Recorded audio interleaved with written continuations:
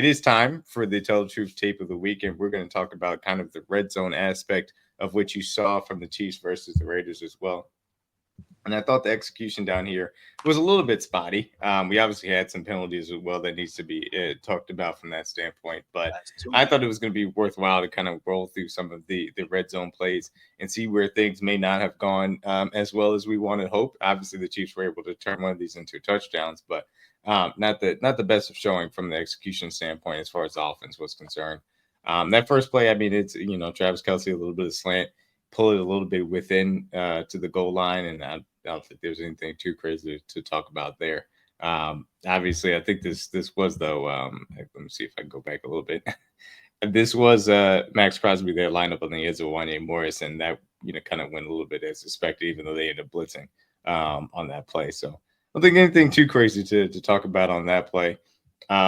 Here, I think was a little bit of an issue as far as the bunch set was weird. The way that these guys got off of it to the bottom of the screen. I'll go right and replay it here. But it looked like It they looks took like a second to D go Hop ahead, was D. unsure. It looked like D Hop was kind of unsure of his route. The way he kind of came out of his stance was like, I don't know what to really run here. So I don't know if that's still him trying to kind of learn the playbook at this point. As you can see, he's just kind of slow out of his route, and it just looks like hesitation. So like, am I supposed to sit right here in this zone, or It's like the tempo needs to be better. Like if yeah, you're coming out of there, and it's a setup, bro. Like, okay, I'm letting Juju clear, I'm letting Noah clear, or Justin, and then I'm just gonna come Justin. underneath, and then I'm gonna find that window right here in the middle. And Pat would have saw that window as D Hop's going into it, but granted, he didn't have enough time to do that. And that comes back into our point we made earlier. A lot of our plays, we can't have longer developing plays. We don't have the old line to block that right now.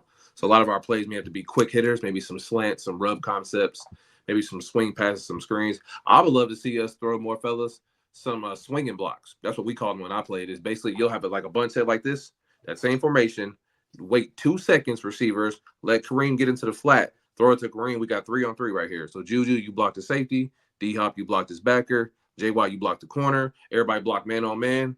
Get Kareem in the open field. And I bet he can beat, who is that, Spillane, the middle linebacker? Yeah. He can probably beat him to the goal line and let him go try to break a tackle and score. Because that's the type of offense we have to run, more quick game, like DG said earlier. So The state of affairs with Kareem Hunt at this point, I'm not sure if he could do that, but I do think yeah, that that's an element of trusting those one-on-one situations or beating a guy to an edge that having Isaiah Pacheco back in the lineup should be absolutely. able to Pop allow you to whoever's in there for re-emphasize. sure. Yeah. Absolutely. And one of those things too is a team that does that extremely well. you could cover the P run, Yeah, well, God bless if they use Samaje Pierre, and that would be nice right? to see. Like don't use Um, him. uh, a team that does that really well, that I think incorporates those swing and blocks into the actual game plan as well as the Buffalo Bills. They do that on a consistent Bills, the basis. In Packers, the yep, they do it too. the Packers do. Oh, excellent. I mean, LaFleur does a really good job at being able to use it as an extension of the run game as well. So, yeah, no, that is a nice element to add back. But I agree.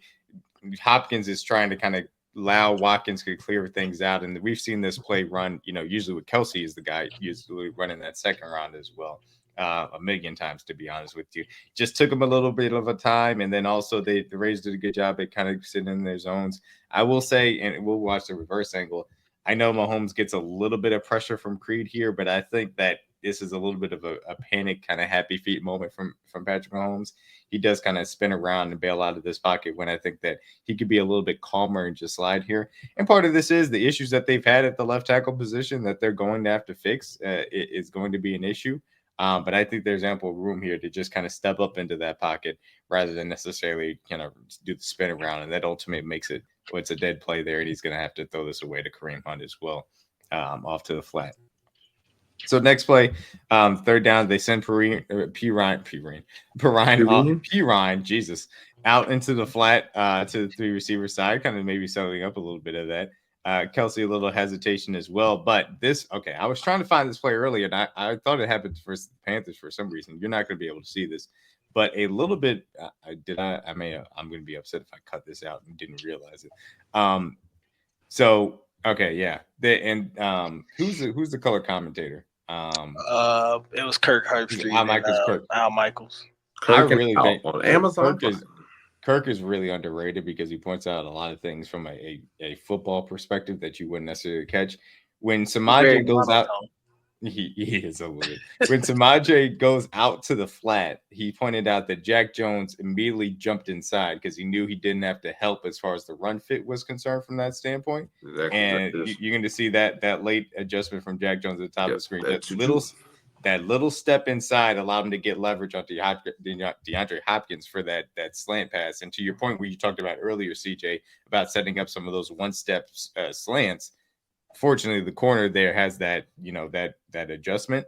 That's some of the things that where you're operating at a nice level with DeAndre Hopkins and Patrick Mahomes. I want that next evolution to say, hey, I see that guy make that step. I'm going to the corner there. Let's throw the fade here, and we'll get it right open from that standpoint. I was about to say that should be a situation where it's kind of a sluggo. And that's kind of like those hand adjustments. Like, hey, I'm gonna give you a signal, and it's basically you read it like him. If you see he's inside, I'm throwing the fade. If he stays head up, I'm gonna throw the slant.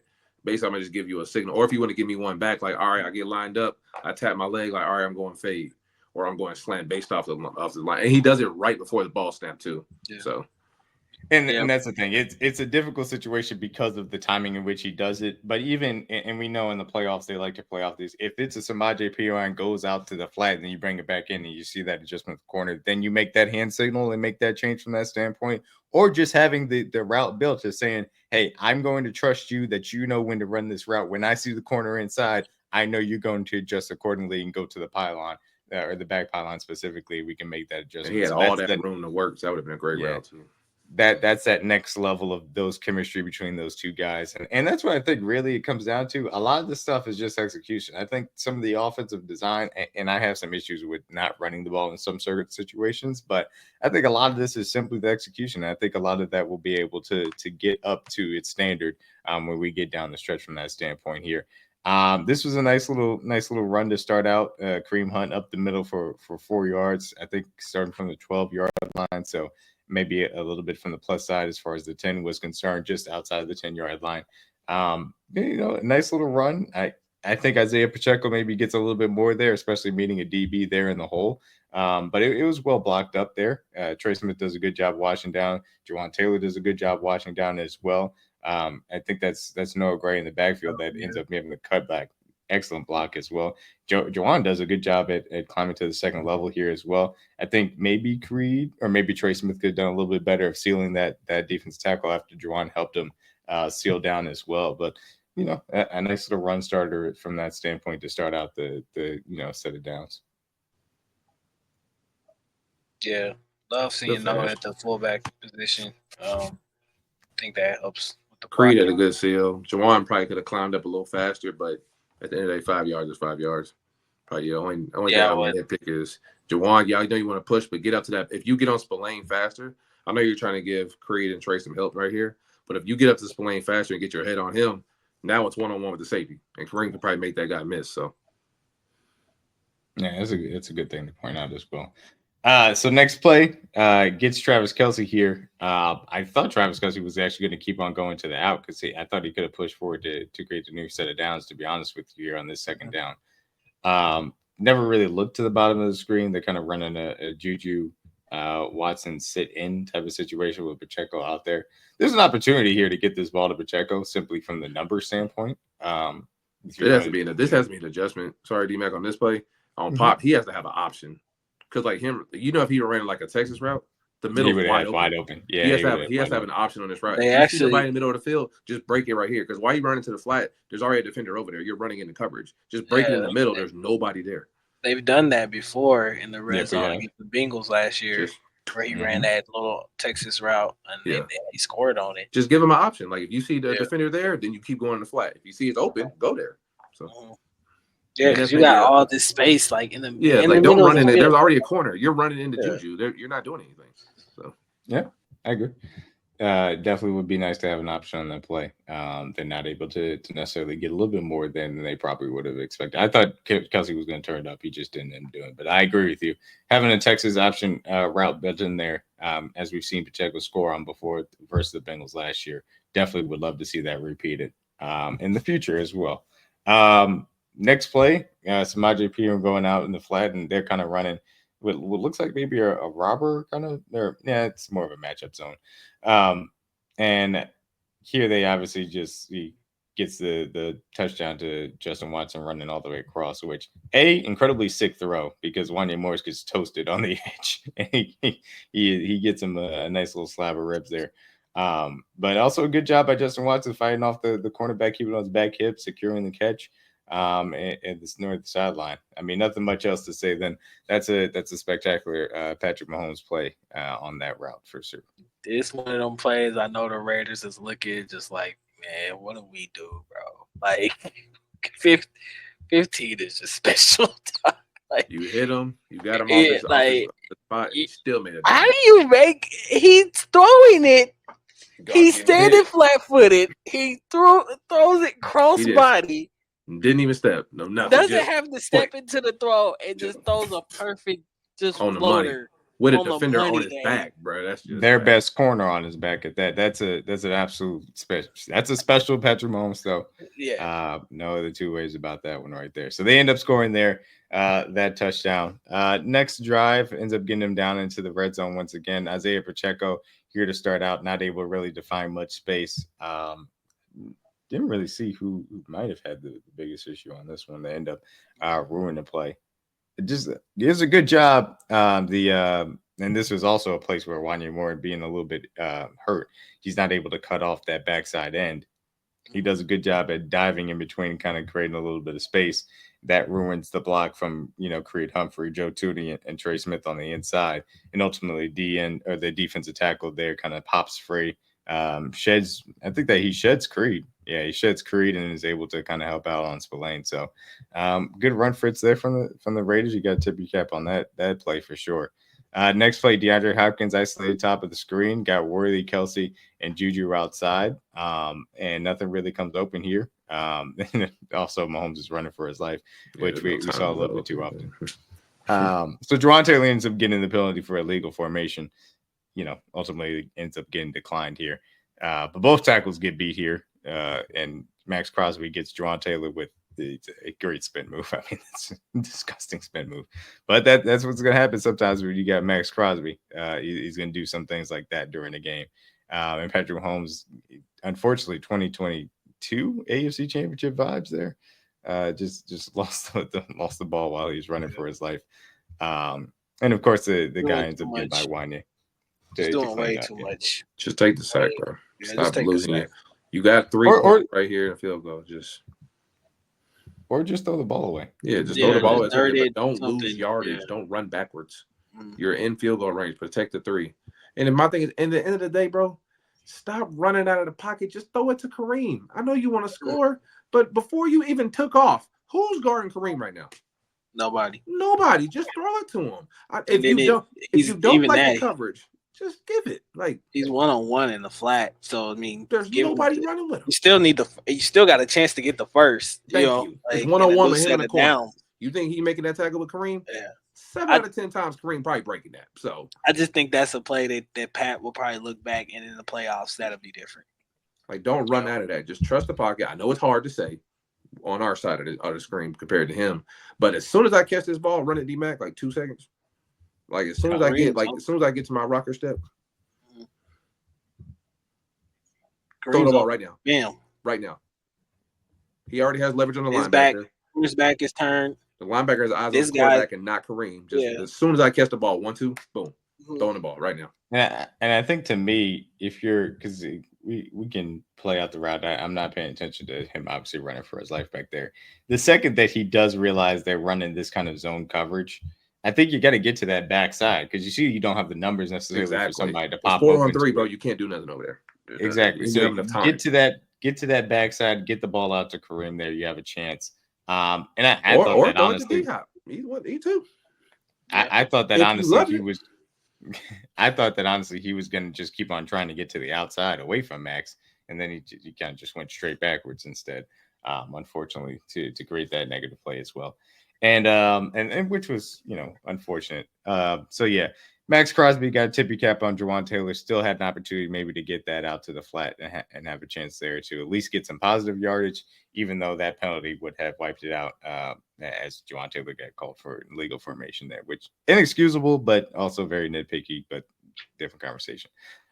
This one kind of hurt because I think that the Chiefs had a chance here to put 7 on the board and they weren't able to. And I made sure to include the Amazon, broadcast in here because it has the best view of it. But in this play, they end up sending a little bit of a blitz. Blitz ends up getting home a little bit quicker. And ultimately, Patrick Mahomes has to step up and make a throw on the run. But in my opinion, this is just Patrick Mahomes and Travis Kelce not being on the same page. Mahomes throws it to where he feels like he's going to be open. Travis Kelce is reacting to Patrick Mahomes stepping up and feels like it's about to be a scramble drill. So he bends it back towards the back pylon and instead towards the post where Mahomes ends up throwing it. And ultimately, it goes incomplete. But this is a chance for them to hook up as well on one of their scramble issues. That's just timing. Like to do. Yeah, just half a second more. Maybe Pat throws it a little sooner, or maybe he adjusts to where he adjusts to Trav and throws it out there, but no time to make that throw. So if Trav keeps running that route, I see the idea where Pat was kind of going with it. I think he's trying to put it on that front shoulder almost on a kind of a lob, where it kind of does create a jump ball situation, but you kind of trust Travis there to. And Trav could have kept running over there. Like he could have just continued his direction and just run across the field instead of breaking back out. But again, he thought Pat maybe would get out of it, maybe was scrambling away. But all in all, if we have some more time, Pat can adjust to what Trav doing, then just throw him open and catch the ball. So it all comes down to protection. So and that's one of those things. Everybody's engaged. 1, 2, 3. They brought one extra guy than you had. Yeah, they brought one more. It's 0. So yep. It's who was that 0. Sitting at the sticks? I think it's Juju on the right. Yeah, I think it's Juju. I believe that's Juju on the right there. Was he on? I think they had him on. They had him on a rub route out to the flat there. Let me see if I can get the full sideline angle because that'll be able to tell you. God, come on, man. Yeah, that's Juju in the slide, and he's going to end up running to that slide. So he had a chance. Mm-hmm. I think you just gotta. That's just miscommunication. To me, it's he got locked on the Trav, but Juju's there, like bam. Right. And quick D-Hop beat him too. Hey, go to the left side, backside. D-Hop beat him on a double move. Yeah. Generally speaking, when you're talking about cover 0, Mahomes doesn't get fooled a lot. And so I think this is a situation where he maybe got fooled on this being a full cover 0 situation and locked in on Travis Kelce as a result and wasn't contemplating, hey, this safety has to play this from depth. Juju is out to the right here from that standpoint. There's a chance to get open there. Juju or let's work to DeAndre Hopkins beating him on that double move as well. So I think that is just they did a good job at disguising it and fooled Mahomes into not thinking it was cover 0, and then he locked on Travis Kelce and tried to make a play happen. He was going for history. Yes, he was. He was in fact going for history. No, I get what next drive to him. It makes sense. Yeah, he wanted the record, which he cut it, but just good coverage. Yep. Next drive starts out with a Noah Gray shovel pass. We've seen this 1,000 times here, and they get a little bit of yards. I prefer, shovel pass, like just run the ball. I understand sometimes it works. Most of the times it doesn't because teams have seen it enough. But like, run the ball. And I know this is Xavier Worthy for the record. Like, can we put this in the rest of peace? Put it to bed segment. This place, it's cooked. Lay the shovel pass to rest. Andy, you gotta just lay it to rest, dog. It ran its course. It was, innovative. You seen other teams running it. It's not fooling nobody. It's not working. Stop doing it. Like you're only getting probably a 3-4 yard gain. When you ran it against the Eagles back when Alex Smith was here, it probably worked. It had its run, man. Just let it go. You said just let it go. Just let it die. You gotta let it go. And like this is my issue. Like the shovel pass is generally kind of built off of creating some space, but run the ball. Just give me one traditional run, man. You're inside the 6. Just run the ball. If you want to do the pulling stuff, cool, but don't give the time to react to it. Let these guys climb properly and not have to wait for actually throwing the ball. So next play, they line up in their little kind of, I don't know what necessarily they call this, like full house offset, for lack of a better term. You got 33 backs, but two of them, Noah Gray and Travis Kelce, out there. They fake the run, which is nice if you actually ran the ball, because then the linebackers may be getting fooled into actually coming up and playing the run action, but they don't because you didn't run the ball. And so they stay home, and the window to DeAndre Hopkins really never opens. I know some people were like, Mahomes threw the ball too high. I don't think there really was a window here, and you'll see it from the reverse angle. I don't think they could have got it over the middle either. So ultimately, my bad. So ultimately, I I think it was just a little bit of a difficult situation to find a guy open here. And again, you're not going to move guys, specifically at the second level, if you don't run the ball. This play fake means nothing because those guys are just staying exactly where they are. And guess what? And this isn't to say that it's not different, but if you do hand that ball off, Kareem Hunt has a hole here to go attack. Like he can run at Spillane. So it's frustrating. I don't think that there was any opportunity to get the ball there to DeAndre Hopkins, though. That is an impressive catch because DeAndre Hopkins is DeAndre Hopkins.